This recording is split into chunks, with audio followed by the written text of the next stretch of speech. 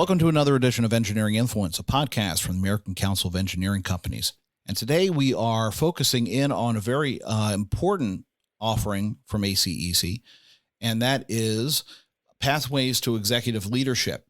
It is a program that is focused towards mid-career professionals in the design industry, and it prepares them to take on new management roles within their firms while equipping them with a close national network of peers in the AEC industry. So this is really that springboard from mid-career position in management to the higher echelons of the C-suite. And to talk about Pathways, we're joined with two members of the faculty. Geordie, Aitken, he's the really focuses on emerging leaders training and innovation. And then Rod Hoffman, he is all about leadership and being an agent of change. These are two longstanding faculty members of the program, and it's great to have them both on. Welcome onto the show. Thank you, Jeff. Thanks. So let's start with Geordie. How did you get involved, and tell us a little bit about the program and your perspectives with it. Thanks, Jeff. Well, I'm sort of a child of this industry. My father was an architect for 30 years, and he raised me kind of in the environment of the AEC world and its rhythms. I studied, my background is not engineering. It's in humanistic psychology, in applied rhetoric, in communications, and not to get too granular, but into comparative belief systems and how people put their worlds together.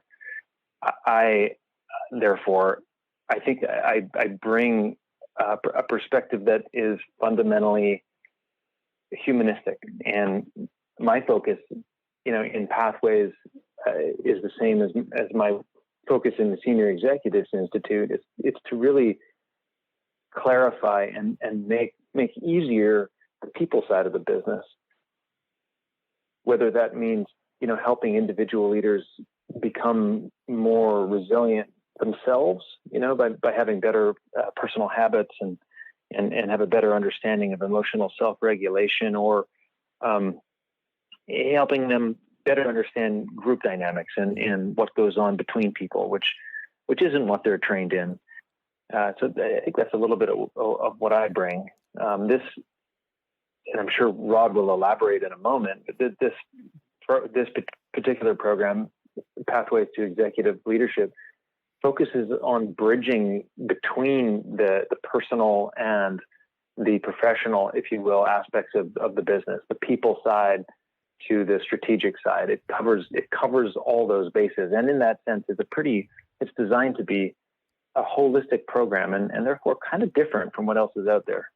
Yeah, that's a really interesting point that you raised, because I've had conversations with Mike Cooper, who's now a new member of our executive committee, and he is all about leadership development, and he talks all the time about the importance of the softer skills in the business of engineering, that you can have very good technical competency, you can be a great engineer, you can even manage a project fantastically. But it's that human element of dealing with people. It's more of the social interaction and the inspiration side of things. That's really not taught. It's something that has to be developed over time. So having a program that, and that approach that you have from your own background of helping people who are, competent, good engineers get those softer skills, it's critically important for their professional growth. That's right. And it's a people business, but it seems to me that most successful engineers don't realize that until they're a few years in. Mm-hmm. And they go, oh my goodness, my success wholly depends on my ability to influence and connect with other humans. So Rod, how do you kind of approach the program? How any different than Geordie, or is it along the same lines? It's actually, we're kind of a yin and yang. I'm the engineer. I've been in the industry, both AE consulting for about 35 years. I worked for one firm for 25 of those years and progressed from being a junior engineer, got my PE, and ultimately ended my career at that firm in the C-suite. So I was had progressed all the way through a lot of different responsibilities in a pretty good sized top 10 AEC firm. And then I retired about 10 years ago, and that's when, and Geordie and I have been working together for probably 15 years. And he brings the soft skill side and the personal mastery side, and I bring the deep understanding of how to run a consulting firm in the AE space. So it's a real nice complement.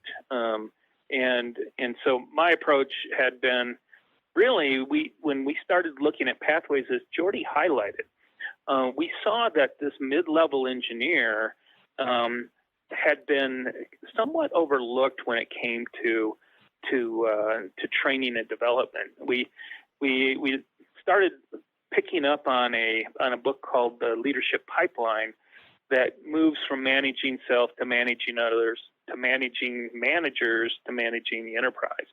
And so the ACEC actually has a curriculum that covers the whole side of that continuum, all the way from the business and design consulting, which is really more about managing self and maybe starting to manage others, and then pathways to executive leadership, which is really from managing managers all the way up to managing part of the practice.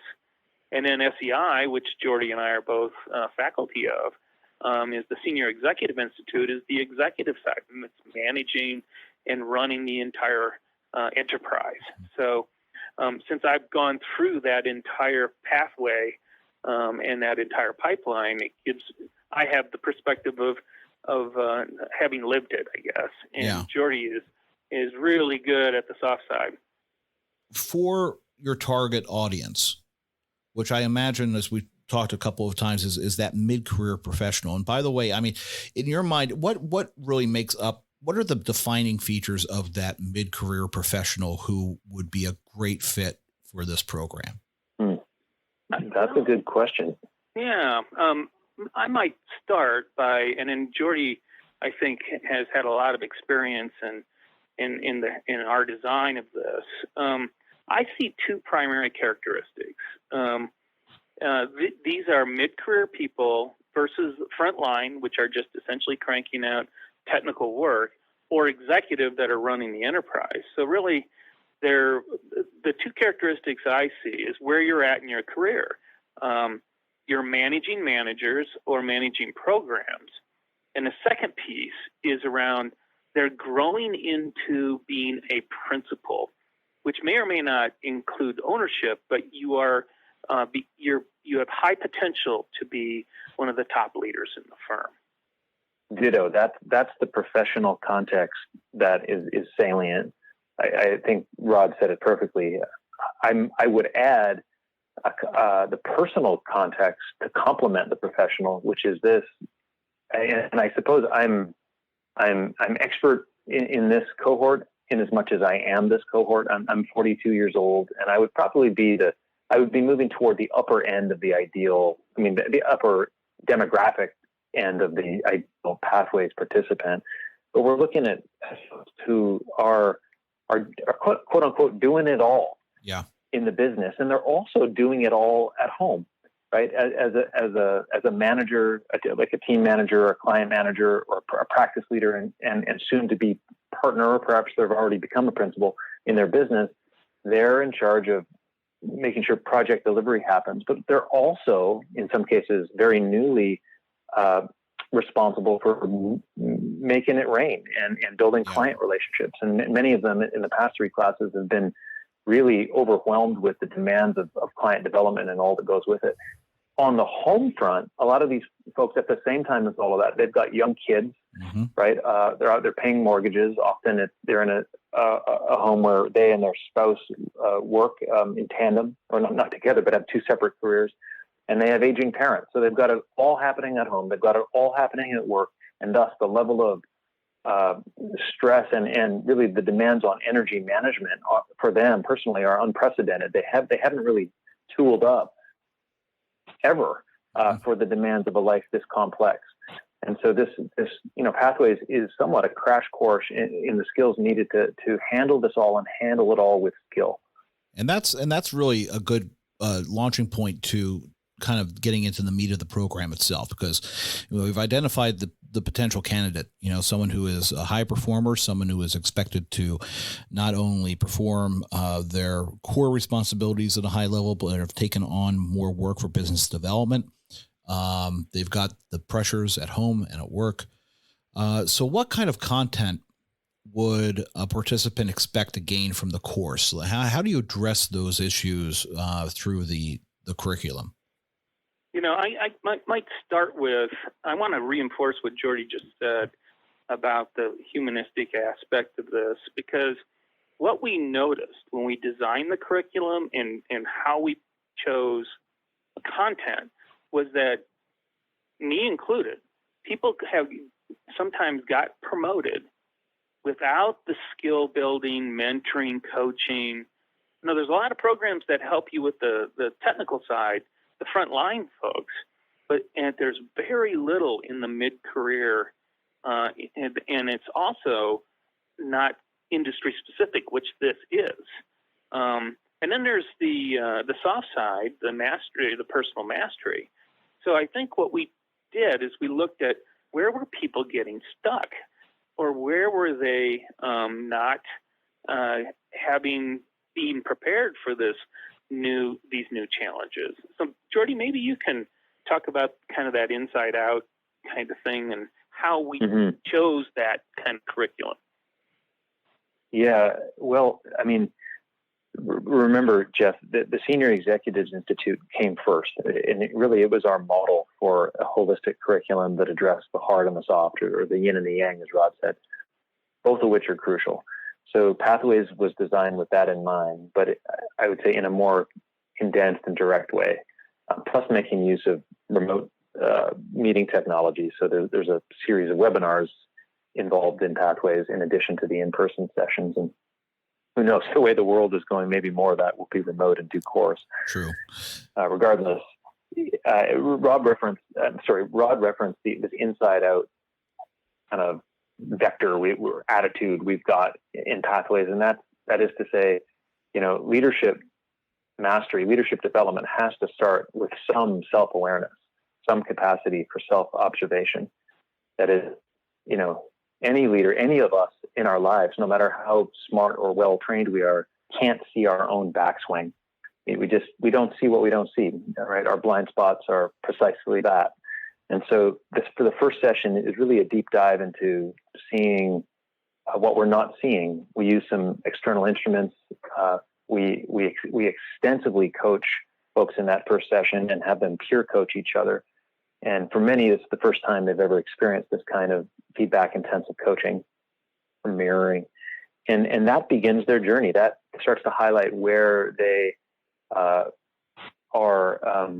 uncertain, where they may lack confidence, where they are, riding off of old behaviors, old patterns that no longer serve them, including what lies upstream of limiting behaviors, which are some of the beliefs they may have held. And for mid-career professionals, just to name it, a typical belief that we see in Pathways is, people coming in at 38 years old, ahead of steam, aggressive and ambitious, but they still think they need to do it all themselves.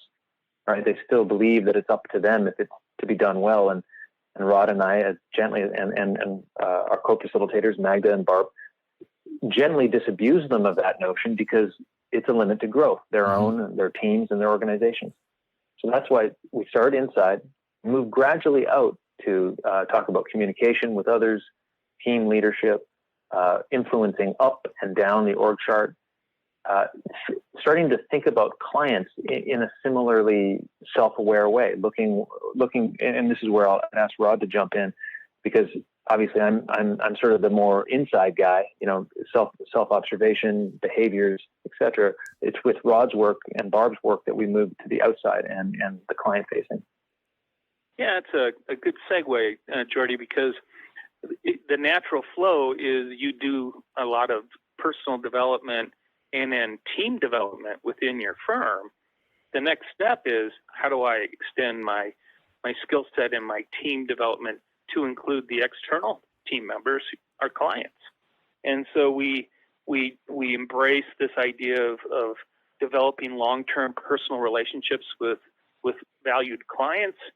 We reference a source called Clients for Life, and then we start moving into how you not only develop clients from a delivering work standpoint, but how you develop persuasive messages and ways to win work and to meet those clients' needs.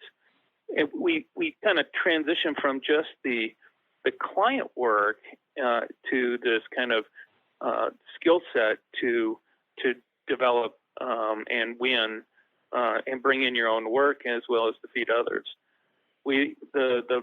Probably the last piece of the puzzle is really how you see the firm in a broader sense, and in how you grow opportunities for individuals that may be reporting to you through those external relationships as well, and then how you give back to the external community and the outside world. Mm-hmm. So the bookends are the front end work that is around personal development, and the back end around going back out and delivering that to the outside world through our clients. Yeah, this is really something, because it really resonates with me. My background, was in a different industry. It was in communications and at a in the private sector at a PR firm, and in that position of being engaged in developing work, grooming clients, getting work brought into the door, and then it's just not that project, but it's that mindset shift to develop relationships, look at challenges that the client might have, offer solutions, build that trust. And, that is something which you don't come to naturally. And there are things that can happen within either pitching business or developing a client relationship, that if you're not aware that you should be paying attention to certain indicators or different opportunities, and you don't have that training, that mental kind of checklist, then you're going to miss them. And they don't come naturally. You need this kind of training to be able to kind of train your brain to think a certain way, which might not be what you were originally trained for, but to kind of operate at a different level. And it's I wish we had something like this in that industry, because it would have made things a lot easier. So that in that combination, that hybrid approach of training both in person and online, that seems to have been very well received. I understand just anecdotally from people who have been in the course that's one of the benefits that they have coming out of it. Yeah, one of the things that Geordie and I have really strived to do is to deliver the content online that is not as crucial for interpersonal interaction as the ones that are face to face. So we're really thoughtful about that, and then when we've also one of the great opportunities that we've created is we've gone to the industry and used current CFO, CEO type C-suite people, and allowed the class members to interact with these people and ask questions and be probing about, how was your experience as you were growing up in this industry, and what should I pay attention to, and using that opportunity is in an online session. Maybe ask questions of a CEO you've never had a chance to do, and it's pretty powerful. Yeah, without question. I'm just having that visibility and that ability to ask those questions is a learning experience in its own right. And I know that you also expose your classes to a completely different area of, I guess, ACEC's operations, which is the advocacy portion. And giving the people who are part of this program the opportunity to engage somewhat in some of the lobbying, and that's an entirely different world than even the business side or the engineering side. That's the political side. I imagine that's got to be eye-opening for some participants. Yeah, it is. Mm-hmm. Go ahead, Geordie. I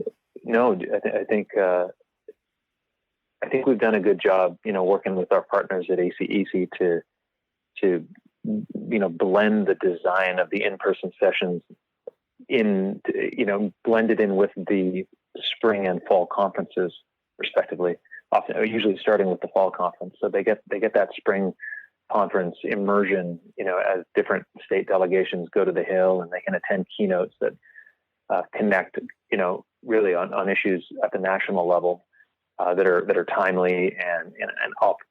I mean, ACEC does a great job at curating the speakers and bringing in engaging conversations. And so Pathways, I mean, it's an intensive, I think, both of those in-person retreats, the first one and the closing, because they're drinking from the fire hose. They're working with the likes of us for a couple of days, and they're also, in the company of hundreds, if not thousands, of their fellow engineers. And so, yeah, the scales fall from their eyes, I think, in many ways at many points in this program. Yeah. And I'm proud of what we've built. I think it could have grown in participants by now, but we've been very firm that the Pathways needs to remain a fairly intimate learning cohort. And I think we cap it formally at 24, and feels like class after class we have to hold the line, because Rod and I know that there's a critical mass to this quality of experiential learning. If there's too many people will fade into the background. And if there's not enough, you don't get the diversity of viewpoints and that mix of personality types that makes it so robust. So I think the small class size is another key design feature of Pathways. This is an unusual circumstance. I don't think anybody expected to be in this position of looking and saying that we have a global pandemic and the economy is shut down. Everybody's kind of work from home. There are challenges in workplace culture. There are problems with client relationships or business development in a time like this. So, it seems like every generation has a challenge. This is oddly difficult. But why would it be important now for your mid-range or your mid-level executive to apply for the program? Well, I would love to hear Rod's answer on this. I think about this a lot because all of the colleagues and clients I'm talking to daily are confronting the current challenges, but also the uncertain challenges that are coming in the future. Most folks expect some kind of recession to, however long, to continue or deepen, or perhaps we haven't even seen its beginning, really. I think what's being tested right now is everyone's personal resilience. Like the last 3 months has been inordinately stressful for a lot of folks, especially people in this mid-career position who, as I said, they're doing it all professionally. They're winning work. They're managing teams. They're very responsible people. They really are invested in keeping their people employed, engaged, and at the same time they're handling a lot at home with parents who may be vulnerable to COVID-19, kids who have had to be home from school and are now home for the summer. I think stress is high, and this program, as I say, it's a crash course in skills necessary for effective energy management, effective attention management, and effective focus. Well put. Yeah, I'd like to complement that with I went back and actually talked to some of the past graduates, because I wanted to find out what are they using now that they may not have had in their toolbox, going forward with and overlaying a pandemic and the beginning of a recession. And what I heard is they are using leadership skills now because they're personally being asked to do more and they are better prepared than if they had gone through this. They're not only better prepared as a resilient individual, but better prepared to maybe start doing business development, 5 years before they thought they were going to have to. Yeah. Better prepared to be to enter into managing staff and the enterprise in a downturn, and it could be a significant one. I don't even think we've begun to see a complete recessionary time yet. I think we're 6 months from that. So they're looking forward, and they're better prepared to make those decisions because they have seen in the past, the last recession, that it was a crisis and that people were just trying to survive. They're ready to help their firm thrive, to really be that resilient organization. Yeah, bingo. I just want to piggyback because I think Rod is nailing it as usual. A big philosophical pillar for us, for Rod and I both, through the Senior Executives Institute, through Pathways to Executive Leadership, is Ron Heifetz's idea of adaptive capacity. And we don't. It's not as big or it's not as central a learning point in Pathways as it is in SEI, but it still, I think, guides our focus as educators. The idea that right now we are living in a time. Well, first of all, history has returned. Right, we're living in historical times. People are going to be talking about this for decades to come. How we handled it back in 2020, how we apprehended the challenge, and what this shock did to all our systems. Yeah. The idea of adaptive capacity is our ability to respond to the adaptive challenge, right? And the adaptive challenge is the challenge for which no amount of technical training, no amount of actually effective communication is adequate to handle the uncertainty, the degree of change being foisted upon us. The adaptive challenge requires us to, as it implies in the name, adapt. We as individuals have to change. We can't wait for anyone else to do it. We have to change our behavior. We have to change our belief. We have to change our assumptions. Most people don't like change. Change is acutely uncomfortable for most of us, no matter how adventurous we are. So I think that ethos of preparing people for the unknown, preparing people to handle the adaptive challenge with skill and with less suffering is a big driving purpose for Rod and I and for our co-facilitators and Pathways. Well, I think that's a Very great, true. Yeah, that I think you guys have really done a good job in summarizing this. I mean, any final thoughts on the program and what you want people to know? I'm going to make sure to we'll of course link the website for the program onto the show notes and add some additional background information. But anything else that you want to make sure gets across to the audience? Well, I would just want people to know this is an opportunity to hang out with Rod Hoffman, and that is not an opportunity to be squandered. So people, that alone should bring them to the yard. That alone is worth the price of admission. I would say so. Rod? Well, it is interesting. I think that it's not just us. It's an experiential training program. So it's very different than classroom type stuff. You end up creating really good friends in your classmates. And now all of a sudden you have 23 other people that are your resource when the adaptive challenge is in front of you. So you can call somebody up and say, hey, what are you doing about this? And let's kick around some ideas. So that whole idea of having an experiential learning and having a great group of people that you're going to be your personal advisors. Another very good point. Good point. So Pathways, Katie Goodman on the ACEC staff is your main contact. That's you can reach her at kgoodman@acec.org. We will link to the page for more information on the show notes.